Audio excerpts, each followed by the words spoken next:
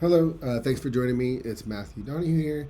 Uh, in this video, I'm going to try and walk you through how I've used assessment data to support student learning, particularly with a focus on the student's strengths and needs. The assessments that I have on the screen with me are actually a student that gets accommodations due to she has an IEP plan in place for dyslexia. And so I'm going to try and highlight how this data informs my instructional decisions with her, and also how the data can also help me inform my instructional decisions with other students as well. So as you can see, we'll jump right in. In my recent civil rights movement unit, I implemented formative assessments as well as the summative assessments in the form of unit tests. I also have guided primary source analysis of Dr. King's I Have a Dream speech right here up.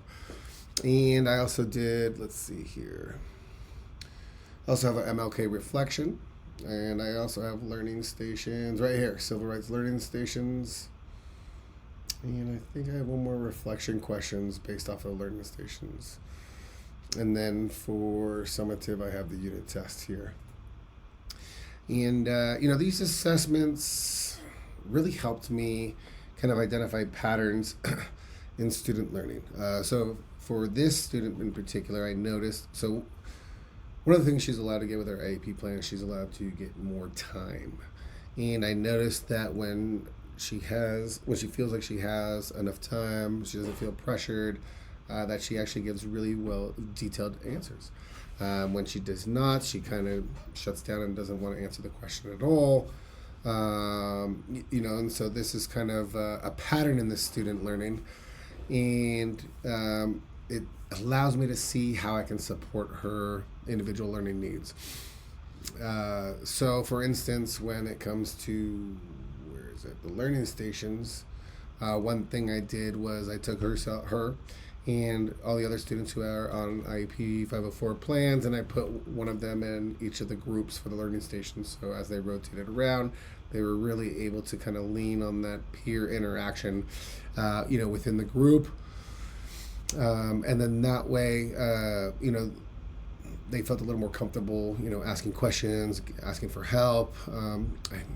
I was also able to reference the assessment data from prior texts, reading, and other comprehension scaffolds such as graphic organizer, turn-in talks that I've done, and guided questions, to really help me narrow down the fact that yes, she does need more time, but she also does well with simplified directions. So when I'm able to really break them down for her, so I try to incorporate that into both assessments and the writing reflection tasks as well.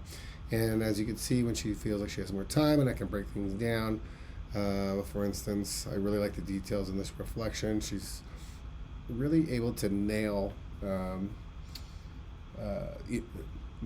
the assignment, answer the questions as best as any other student who's not an IEP. So these supports that I try to give her, really allowed her to demonstrate her content mastery. And for this, for the summative assessment, it really helped her able to answer the questions that she did answer. So normally the test here is out of 90. 9 questions, 10 points each. She was only able to answer 6 of the 9. So I'm actually creating 3 more questions, which she's aware of, and then she's going to finish the new 3 questions on a later time. But out of the 6 questions she did answer, she was able to accumulate 36 points out of 60, which is a huge uptick from previous assessments. But as you can see, there's a good amount of detail, and I even try to give her this verbal support here. Finish your thoughts. Don't second guess yourself. I know that, I bet you know it. I know it's in there. I just got to help you, put it pen to paper. So these not only kind of this oral support, but also, through the use of more time, simplified directions. I have graphic organizers that I give, such as this peaceful protest timeline, and other ones as well. And it really is able to help her kind of focus, and gives her time to be able to answer the questions thoroughly and give as much detail as possible. And so I'm able to really take the assessment data that I get from her, and it helps me too. It helps me adjust the instruction that I need for both individual learners such as herself, and also for the whole class as well. For instance, on the I Have a Dream speech, revealed that I need to kind of revisit how rhetorical devices like repetition and metaphor can enhance that messaging. As you hear him in the speech, he repeats himself, free at last, or he also uses the metaphor bad check. So when I can break these down and give simplified instruction and more detail, I get more back. And so I really, try to incorporate things such as sentence deconstruction, or, the students can highlight and then rephrase these key metaphors so that they can clarify what the meaning actually is. Let's see here. Where is it? Oh, right here. Here's the metaphor for a check, or I think it's the last one. What does Dr. King mean when he says let freedom ring? Let's see. See right here, I had to do a correction. Free at last, thank God Almighty we are free at last. So for the unit test, which required all short responses, I used the results to kind of determine what I need to reteach, and what the needs are for each student. Several students struggled with, besides this student that has dyslexia, several students actually struggled with this one. Even though it says it right here and I put it, they assumed that Plessy was a current, or I should say, was in the same time frame as Brown versus Board in the 1950s. They didn't catch that it was 50 years earlier, so I got some kind of, different answers, so to speak. With that being said, I think that slowing down and giving the students, detailed instructions such as, and make sure you read everything, make sure you understand that it's 1896, Brown versus Board was 1954, and kind of deconstruct the sentences that I'm writing on these summative assessments. And I could also, maybe do something a little bolder, such as a timeline, a visual timeline, to help kind of reinforce that chronological reasoning and impact, that these had, since they're 50 years apart.